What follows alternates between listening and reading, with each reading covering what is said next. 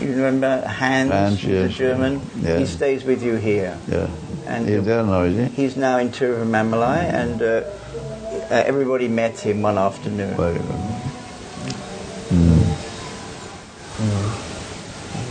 So much I've been spending a lot of time sitting in meditation in Tiruvannamalai. We've been, yes, every morning together. Yeah. And then we've been up on the hill, visiting some caves and to make the pradakshina around the mountain. When were you last in Tiruvannamalai? They celebrated the centenary of Maharshi's arrival in Tiruvannamalai. It was 96 or 97, I don't exactly remember the date. I've been there for that. And twice I went to Yogi Ramsurat Kumar's ashram. Oh, yes. He wanted me to go there for the foundation laying ceremony, and again for the inauguration of the ashram. Oh, yeah. Did you go to that place also? Yes. They built a very large ashram. Huge place. Yeah. Yes, some 15 years ago I met him when he was in his small beggar's place by the temple. Yeah. But I didn't meet him at the end of his life.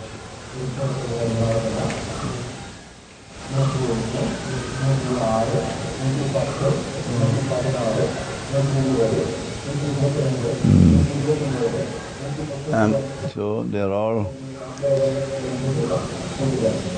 thinking of going back to the original home.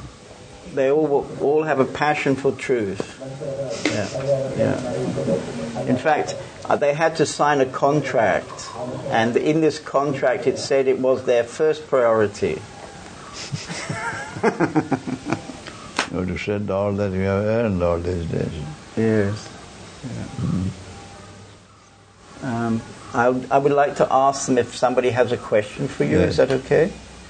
Does somebody like to ask Swamiji a question?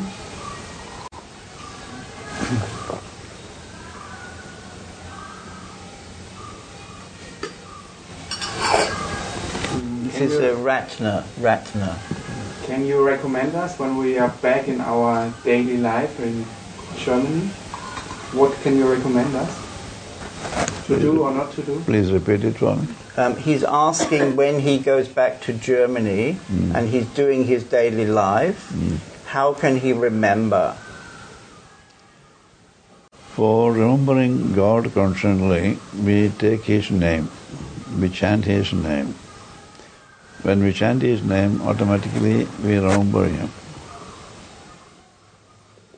But another method to remember Him constantly is, it is accepted that the entire universe is a manifestation of God. So whatever you touch, whatever you see, should be identified with God. So when we get up in the morning or before we open our eyes, we pray to God, "Oh Lord, I should be able to remember You constantly. I should see You alone in everything." With that prayer, if you get up and open your eyes, see something, oh, this is also a manifestation of God. You meet a person after that, he is also God in that form. Like that, everything should be identified with God. It may be very difficult, but it is possible. You may miss this any number of times, but gradually you will be able to gain more and more success. So if you identify everything with God that you meet during the day, you are in communion with God constantly.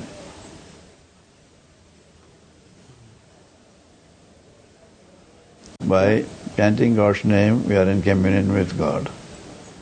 By thinking of God, we are in communion with Him. And when we are doing some work, identifying those objects with God, we are in communion with Him. So that way, constantly, you can be in communion with Him. by chanting, by meditating, and by working. And that work will not be mere work. It will be worship of God. Because we are doing it in the remembrance of God and for God. That will be worship. Worship is not merely going to church and praying to Jesus. Doing everything in the world as an offering to Him with the feeling that we are doing everything by His power alone. Then the work is dedicated work. And it will have no reaction on us. Otherwise, every work we do will have its reaction. We have to pay for the fruits of those actions. If you do a good act, you have to reap the good fruit. If you do one bad act, you have to reap the bitter fruit of those actions. But when it is dedicated action, no results to be reaped or no fruit to be reaped, because there is no sense of doership there. With the remembrance of God, the ego has disappeared. I am doing this, that is not there. This God who is making me do this. With that attitude, the work is done, the ego is not there. And the ego is not there means the fruit of the action will not affect us. That is why they say in the Bhagavad Gita, dedicate all your actions to me. That is remembering Him, feeling that by His power alone you are doing everything. That is full dedication. That is difficult to practice, but it is possible. Any man you meet, you see, is mentally feel that is also manifestation of God. Or is also God in this form. Bring that to your mind. Even thoughts can be identified with God. So suppose you are thinking of somebody now in Germany. Don't think of him as a personality, as an individual. Think of him as manifestation of God. He is also God in that form. So in thought, in action, you will be in tune with God always. I think I would like to ask you something about relationship between man and woman. In India, there is a tendency for the people interested in spiritual life to not have a girlfriend or a boyfriend. They stay alone. Yeah. But in the West, we're used to having a boyfriend or a girlfriend. Could you say something about this? Those who are on the spiritual path, those who are trying to get God realization, should be able to observe brahmacharya, that is celibacy. Celibacy is not merely physical control, but it is mental also. No thought of sex should enter our mind. For that, we must keep away from the other sex. Closer contact with the other sex will naturally giving place to the lower nature to pull us down. That is why India, especially those who are on the spiritual path, are advised not to mix with ladies, not to be too intimate with them, so that your mind may remain higher in God thought and not come down to physical enjoyments. Can it be said that sexuality is also a manifestation of God? Can we say that sexuality is also a manifestation of God? It is all right, but it is a waste of energy. That energy has to be preserved for enlightenment. It's one of the important things to preserve. You can use all the other senses. Even those senses have to be controlled. But this particular sense gives a lot of waste of energy, which is absolutely necessary for enlightenment. One who is indulging in sex cannot hope to have realization. He must abstain from sex, and then only he can practice and progress fast. But doesn't the realization come when, in a moment, there's understanding? Doesn't the realization come in a moment of understanding? That's all right, but you must be prepared for that. You must prepare the ground for that. That person who gets such a realization must have been preparing himself for a long time. He might be mostly free from all this, full of sense objects. So you're saying that brahmacharya is a necessary preparation? Brahmacharya is necessary. One may remain a householder for some time, but if he is anxious to realize God, he must observe celibacy. Even he may remain at home, but observe celibacy. There are many couples, after spending some time in the ordinary way, they decide to observe celibacy, and both of them do spiritual practices. But it is difficult. Living together and observing celibacy, difficult. That is why they go away and stay in solitude. And this then leads to ashrams. Yes. So would you say a sense of community is an important support in the preparation? Even in the community, you must not mix with other sects freely. There are very strict ashrams where only men are permitted. There are some swamis who do not look at women, lest their mind should come down to physical consciousness. That much strictness is necessary. In your ashram, we eat separately. In your ashram, we are eating separately. Yes. You have the men in one place and the women in. Too much of mingling is to be avoided. This is not a very popular idea in the West. No, unfortunately.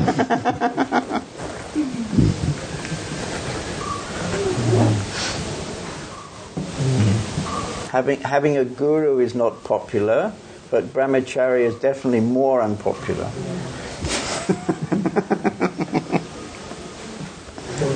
If they can attain God without all these things, it is all right for them, but the question is whether it is possible.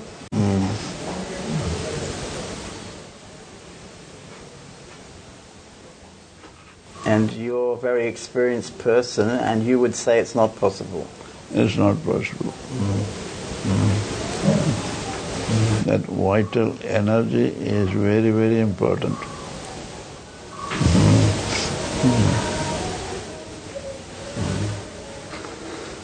And I was asking about the sense of community.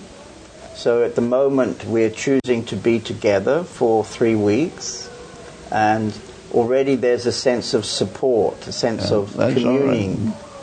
If your mutual support's well and good. So would you say that in the West there's a benefit in coming together in communities? Not exactly ashrams, but perhaps communities. Even I would advise too much of mingling with each other should be avoided. The mind is such a dangerous thing. It can pull us down any time.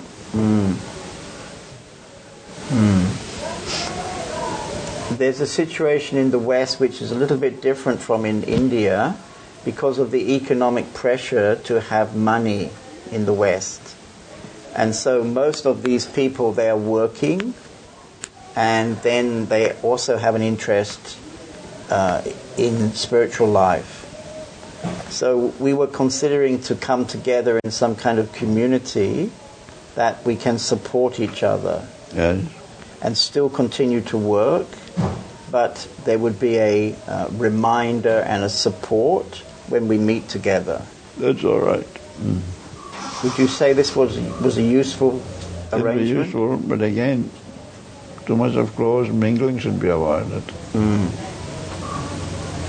can have separate communities for gents and another for ladies. They need not be together. So we need some arrangement like Nityananda's ashram with small caves, with one lot for the woman and one lot for the man. That's right. That will be better. Right. But is it almost an impossible arrangement? In the West. In the West, yes.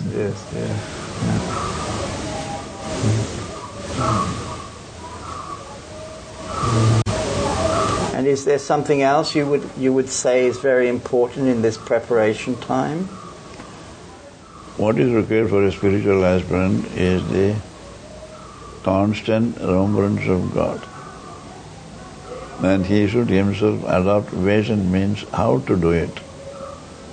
The Guru will not be able to give you all the details. He will say, remember God constantly. It is for the disciple or the devotee to find ways and means to maintain constant remembrance. Then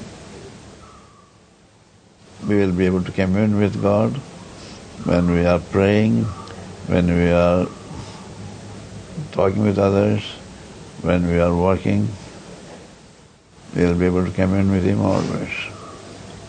The communion with God should not be broken. During the 24 hours, our communion with God must be continuous before we can realize Him. That is why in early days people used to go and sit in the caves away from the public disturbances. They try to commune with God in meditation as long as possible during the 24 hours. Because when they come to worldly activities, they find the communion is not so strong. So it is diluted. But by practice, even when you are working, you will be able to commune with God. If that is done, you have gained a lot. Whether you are working, whether you are doing anything, whether you are in a particular place or whether you are in solitude, you are able to commune with God. And that is what is necessary for a spiritual aspirant.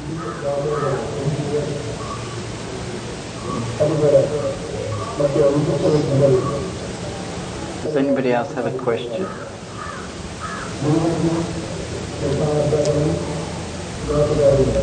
And once we become a spiritual aspirants, naturally we develop all the divine qualities.